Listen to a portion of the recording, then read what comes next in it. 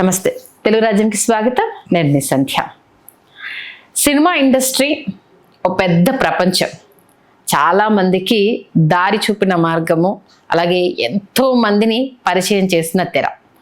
ఒకప్పుడు అంటే సీజన్లతో సంబంధం లేకుండా వారానికి ఒక సినిమా రిలీజ్ అవుతూ ఉండేదంట.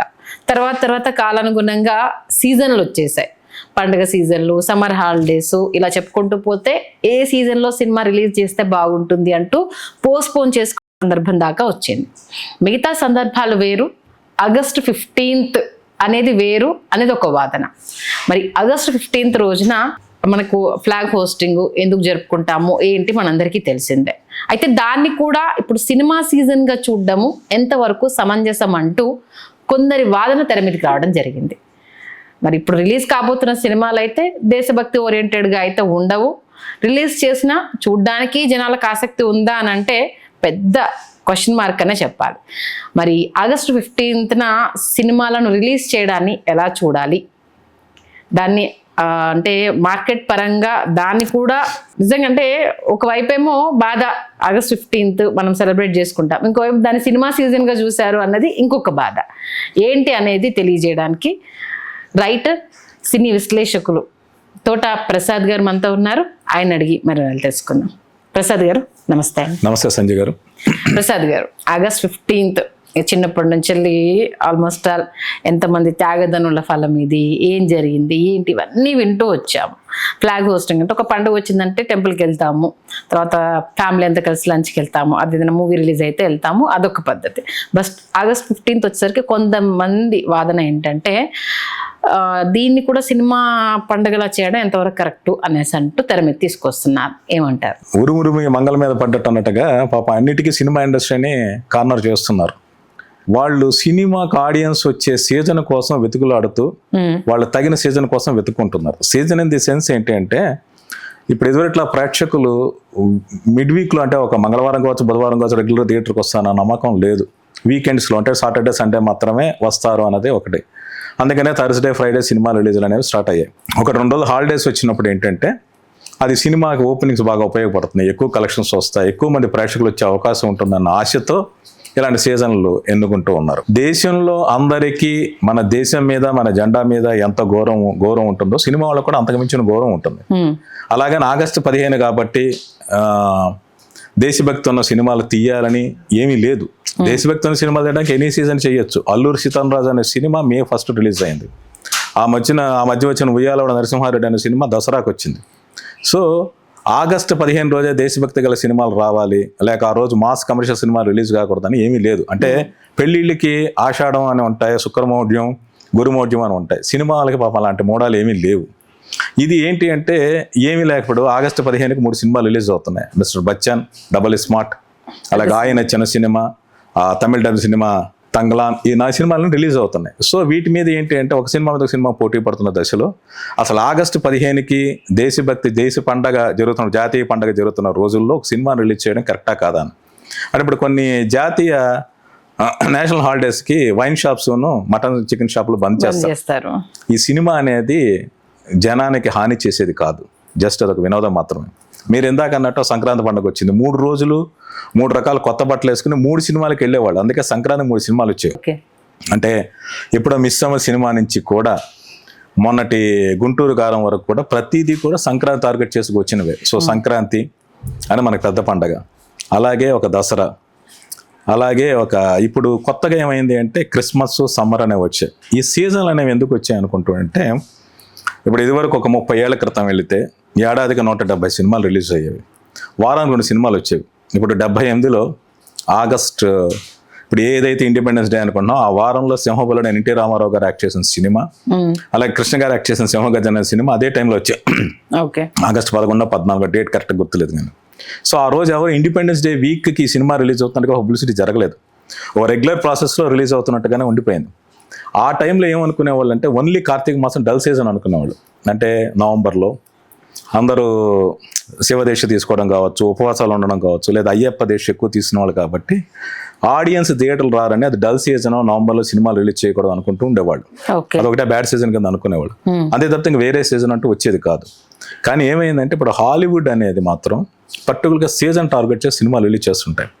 అంటే 1936-40s కూడా ఫ్రాంక్ కాప్రా డైరెక్ట్ చేసిన వండర్ఫుల్ లైఫ్ అనే సినిమా క్రిస్మస్కి రిలీజ్ అయింది 40sలో ఇప్పుడు. కానీ ఆ తర్వాత ఏంటంటే ప్రతి క్రిస్మస్కి టీవీలో ఆ సినిమా రాకుండా ఉండదు. ఓకే. అంటే ఏంటంటే ఒక పండగ అనేది ఏంటంటే సకుటుంబ సమేతంగా చూడాల్సిన సినిమాల కోసం ఎదురు చూస్తూ ఉంటారు. సో క్రిస్మస్ టార్గెట్ అనేది హాలీవుడ్ ఎప్పటి నుంచో టార్గెట్ చేసింది. మన తెలుగు వాళ్ళకి సంక్రాంతి తప్పితే ఇంకో పండగ ఉండేది కదా. తమిళియన్స్కి దీపావళి చాలా పెద్ద పండగ, చాలా పెద్ద పెద్ద సినిమాలు రిలీజ్ అవుతుంటాయి. మిగిలిన సీజన్లు అనేవి ఉండేవి కాదు. కానీ ఒక 25 ఏళ్ల క్రితం నుంచి సీజన్ టార్గెట్ చేయాలనేది తెలుగు సినిమా పరిశ్రమ ప్లాన్ చేసింది. అంటే ఉదాహరణకు సురేష్ బాబు గారు ఉన్నారు, ఆయన చాలా పెద్ద నిర్మాత. అటువైపు మన తెలుగు సినిమా మార్కెట్తో పాటు ఇంటర్నేషనల్ మార్కెట్ కూడా బాగా స్టడీ చేసిన వ్యక్తి ఆయన. ఆయన అప్పుడు చెప్తుండేవాళ్ళు 25 ఏళ్ల క్రితం ఏంటి అంటే సమ్మర్ అనేది చాలా పెద్ద సీజన్, ఓ 2-3 నెలల హాలిడేస్ ఉంటాయి. అంటే రిలేటివ్స్ ఇంటికి కిడ్స్ వస్తూ ఉంటారు, వాళ్ళందరూ కలిసి చాలా మంది వస్తారు. అటువంటి టార్గెట్ చేసి సినిమాలు తీయాలని ఆయన చెప్తూ ఉండేవాడు. అందులో భాగంగానే 97లో ఎప్పుడో ప్రేమించుకున్నారు అనే సినిమా రిలీజ్ చేశారు. అప్పటి సంక్రాంతి అనేది సమ్మర్ అనేది చాలా పెద్ద సీజన్ అయింది. సంక్రాంతి సమ్మర్ అనేది ఒక 20 ఏళ్ళ నుంచి క్రిస్మస్ అనేది కూడా మనకి బాగా మంచి సీజన్ అయింది. అంటే Christmas weekend, 9 days 10 days 1 week new year celebrations ఇలా ఉంటాయి అనేది కూడా ఒక సీజన్ వచ్చింది. ఇప్పుడు ఆగస్టు 15 ఒక సీజన్ అనేది మాత్రం మనం ఏమనుకుంటున్నాం అంటే ఒక 10 ఏళ్ళ నుంచో 15 నుంచో ఉందనుకుంటున్నాం. ఒక 25 ఏళ్ళ నుంచి ఇది సీజన్ టార్గెట్ చేసి చేయలేదు. కానీ ఒక 10 ఏళ్ళ నుంచి మాత్రం ఖచ్చితంగా ఆగస్ట్ 15th వీకెండ్ హాలిడేస్ చూసుకుని రిలీజ్ చేస్తూ ఉన్నారు. ఓకే. సో ఇది ఆ సీజన్లో సెలక్షన్లో భాగంగా భావించాలి తప్పితే మనం అది దేశాన్ని కించపరిచినట్టు ఇంకోటో కాదు. వాళ్ళు దేశ వ్యతిరేకమైన సినిమాలు తీశారనుకోండి, లేక సమాజాన్ని చెడగొట్టే సినిమాలు తీశారనుకోండి, అప్పుడు రిలీజ్ చేస్తే ఆగస్టు 15 అంటే అది తప్పు కావచ్చు.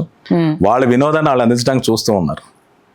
వాళ్ళు వెళ్తారా లేదా అనేది ఇప్పుడు కార్తీక మాసంలో భక్తులు థియేటర్లకు వెళ్ళరు, అలాగే సినిమాకి వెళ్ళకూడదు ఆగస్టు 15 రోజు వెళ్ళకూడదు అన్న వెళ్ళకపోవచ్చు, అది వేరే విషయం. కానీ ఆ సినిమా రిలీజ్ చేశారు కాబట్టి ఆగస్టు 15 తక్కువ చేశానది కరెక్ట్ కాదు. ఓకే. అంటే సినీ ప్రేక్షకుడికి అదేం పెద్ద కౌంట్ అవ్వదు మీరు చెప్పిన దాని. బట్ అంటే కొందరు సో కాల్డ్ అంటే మీరు ఒక విషయం చెప్పారు, ఇది ఎప్పటి నుంచో వస్తుంది, ఇప్పుడేదో స్టార్ట్ అయింది కాదు. కాకపోతే అప్పుడు మీడియా అనేది ఇంతలా లేదు, ఓన్లీ వార్తా పేపర్లు, అది కూడా ఎవరో ఒకరు వేసుకుంటే చదివి వినిపిస్తే. అంటే మా తాతయ్య వాళ్ళు చెప్పేది, మేము ఇట్లా చదువుతుంటే చుట్టూరా కూర్చునే వాళ్ళు, ఒకే పేపర్ వస్తే మహా గొప్పగా ఉండేది అన్నట్టుగా ఉండేది. అప్పుడు మళ్ళీ థియేటర్స్ తక్కువ ఉండేవి కాబట్టి కలెక్షన్ కూడా ఎక్కువగా ఉండేది. ఏంటంటే ఊరికి ఒక థియేటర్ అన్నట్టు, లేకపోతే 3 థియేటర్ అన్నట్టుగా ఉండేది. ఇప్పుడు వ్యవస్థ అలా లేదు, కంప్లీట్ డిఫరెంట్ అయిపోయింది. ఏ చిన్న విషయం వచ్చినా పర్టికులర్గా దాన్ని బేస్ చేసుకొని రాద్ధాంతం అనేది ఎక్కువ అయిపోయింది. దేశభక్తి లేదా, ఇలాంటి సినిమాలైనా రిలీజ్ చేసేది, అసలు ఏం మెసేజ్ ఇద్దాం అనుకుంటున్నారు అంటూ వాయిస్ రేజ్ చేసే వాళ్ళు చాలా ఎక్కువ మంది ఉన్నారు. వాళ్ళ గురించి ఏం మాట్లాడతారు? పర్టికులర్గా ఇప్పుడు దేశభక్తి ఉన్న సినిమాలు ఆదరించాలని ఏమీ లేదు.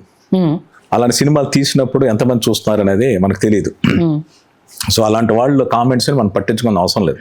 But at the same time నేను ఇందాక చెప్పినట్టుగానే ఎవరైనా కూడా ఆగస్టు 15 కావచ్చు, జనవరి 6 కావచ్చు, లేక ఏదైతే ఆ రోజు ఆ పండగ తాలూకు ఉద్దేశం ఉందో దాన్ని స్పాయిల్ చేసేలాగా, దాన్ని కించిపరిచేలా సినిమాలు ఉండకూడదు. చాలా కాలాల క్రితం, అంటే నా చిన్నప్పటి సంగతి చెప్తాను, సినిమా అయిపోయినంటే జాతీయ గీతం వేసేవాళ్ళు. ప్రతి సినిమా చివరన శుభం అనో ఏంటి అని కాకుండా జై హింద్ అని వేసేవాళ్ళు. మనకి ఇండిపెండెన్స్ వచ్చిన తర్వాత దాదాపు ఒక 70-80 సంవత్సరం వరకు కూడా అదే కంటిన్యూ అవుతుండేది. ఆ మధ్యకాలంలో కూడా నేషనల్ యాంథమ్ సినిమా థియేటర్లో పెట్టి తర్వాత తీసేశారు. సో థియేటర్లకు వచ్చే ఆడియన్స్ కూడా దేశభక్తి అనేది ఎంతో కాలం నుంచి ఉంది. అంటే మిగిలిన ప్లేసెస్ మీరు ఆఫీస్లోకి వెళ్తారు, నేషనల్ యాంథమ్ ఉంటుందా? మీరు బస్ స్టాండ్కి వెళ్తారు, రైల్వే స్టేషన్కి వెళ్తారు, ఇంకో చోటకి వెళ్తారు, ఎక్కడైనా అక్కడ నేషనల్ యాంథమ్ ఉందా? టెంపుల్లో ఉంటుందా? ఉండదు. కానీ థియేటర్లో కూడా నేషనల్ యాంథమ్ వచ్చిన రోజులు ఉన్నాయి, అప్పుడు ఉన్నాయి, ఇప్పుడు ఉన్నాయి. తర్వాత ఇంకొకటి ఏంటి అంటే మన సినిమా అనేది హాలీవుడ్ నుంచి ఇమిటేట్ చేసింది. సో అమెరికా అనేది అగ్రరాజ్యం. సో వాళ్ళు ఇండిపెండెన్స్ డేకి July 4th ఎంత ఇంపార్టెన్స్ ఇస్తారో మనకు తెలుసు. అటువంటి July 4th కూడా క్రిస్మస్ తర్వాత హాలీవుడ్ ఒక సెపరేట్ సీజన్ కింద ఫీల్ అయింది. 1975 నుంచి టిల్ టుడే మనం అంటే హాలీవుడ్లో వచ్చిన సినిమాలు మనకు అన్నీ తెలియపోవచ్చు. మన ఇండియన్ ఆడియన్స్ కూడా పరిచయం సినిమాలు టెర్మినేటర్ 2 కావచ్చు, అలాగే ట్రాన్స్ఫార్మర్స్ సీజన్ కావచ్చు, అలాగే మెన్ ఇన్ బ్లాక్ కావచ్చు, తర్వాత బేబీస్ డే అవుట్ కావచ్చు.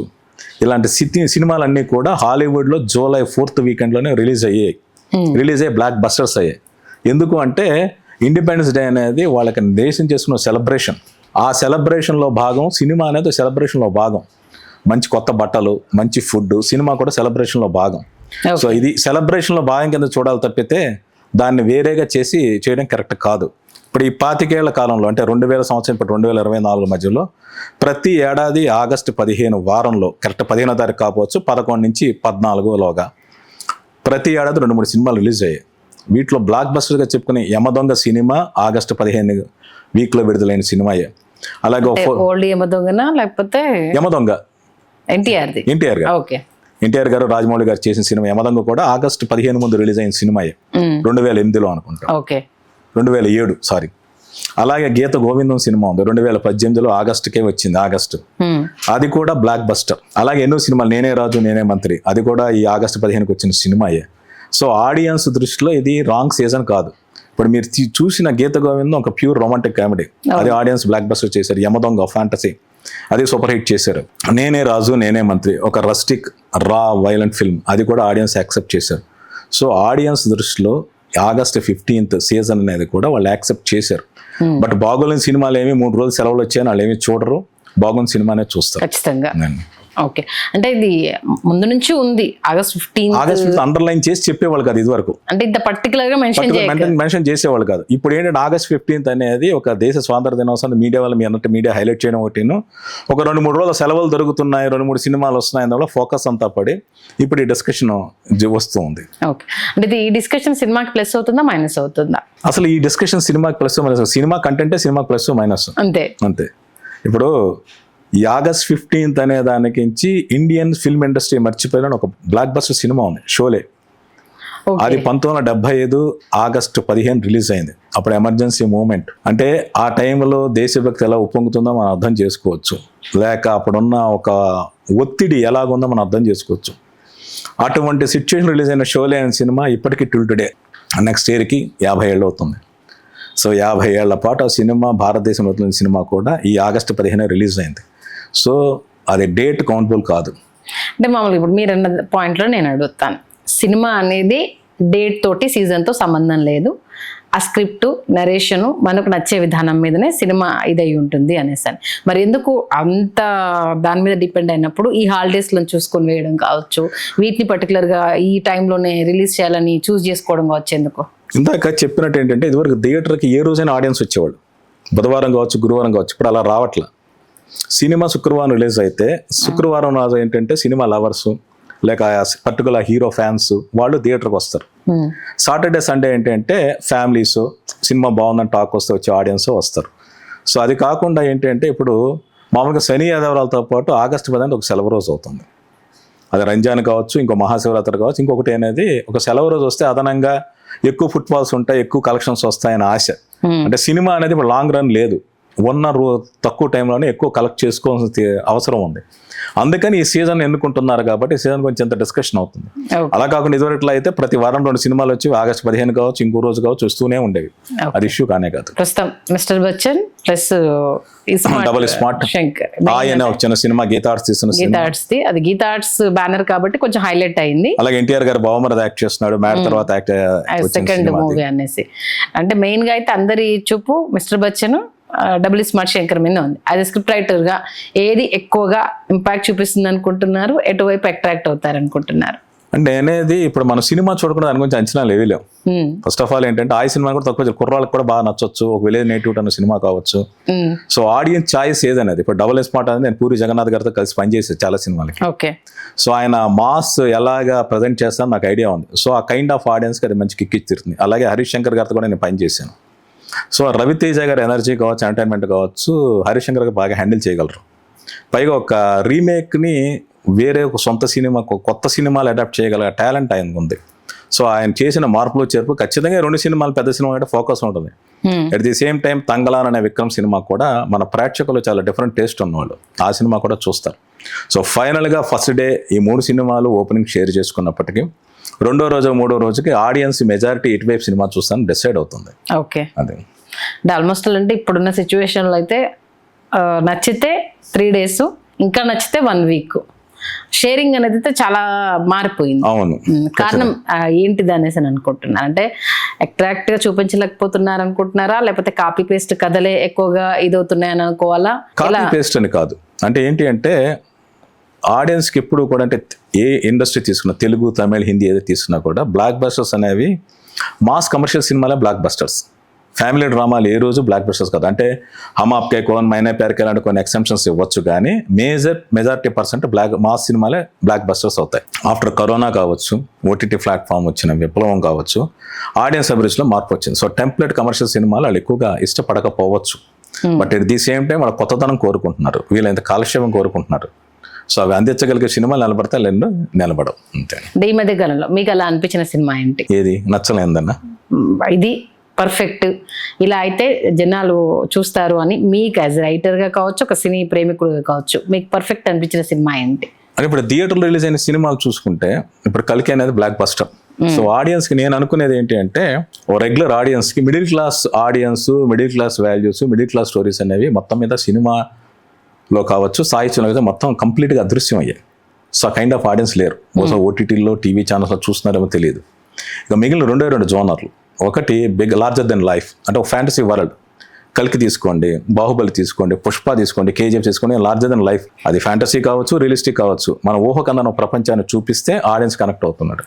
ఇంకోటి రూటెడ్ లెవెల్, అంటే వాడికి మన పల్లెటూరు వదిలి చాలా కాలం ఉండొచ్చు, కానీ ఆ రూట్స్లో ఉన్న కథలు నచ్చుతాయి. బలగం కావచ్చు, కాంతారా కావచ్చు, ఇలాంటి సినిమాలు. సో ఈ 2 కైండ్ ఆఫ్ సినిమాలే ఆడియన్స్ ఆదరిస్తున్నారు. అది అంటే చూపించే విధానాన్ని బట్టి, ఎంచుకునే కథను బట్టి, ఎంచుకునే కథని దాన్ని ప్రజెంట్ చేసే తీరు. ఓకే, అదే.